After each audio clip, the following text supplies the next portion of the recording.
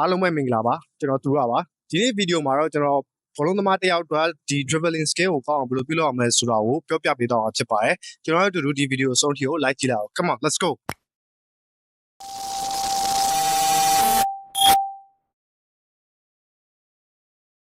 dribbling ကောင်းအောင်ပြုလုပ်ချင်တော့ကျွန်တော်တို့ပထမဆုံး train ရမှာ tapping ပါဘောလုံးကို tapping ဆွဲတဲ့အခါမှာကျွန်တော်တို့ကြည်ညက်ပြီးတော့ကောင်းမွန်နေအောင်ကျွန်တော်တို့ train ရဖြစ်ပါတယ်ကျွန်တော် Messi ပဲဖြစ်ဖြစ် Ronaldo ပဲဖြစ်ဖြစ် Neymar ပဲဖြစ်ဖြစ်ကြည့်ပါသူတို့ရဲ့ dribbling ကောင်းတယ်ဆိုတာကသူတို့ရဲ့ tapping ကဒါညက်လွန်လာလို့ပါကျွန်တော်ပထမဆုံး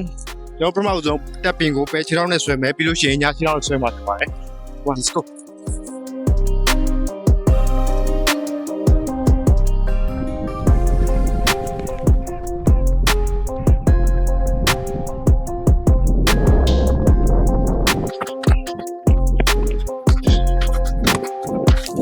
ကျွန်တော်ဒုတိယတစ်ခုအနေနဲ့ကျွန်တော်တို့ဒီ Iniesta ရဲ့ပိုင်နိုင်တဲ့ skill တစ်ခုဖြစ်တဲ့ဒီ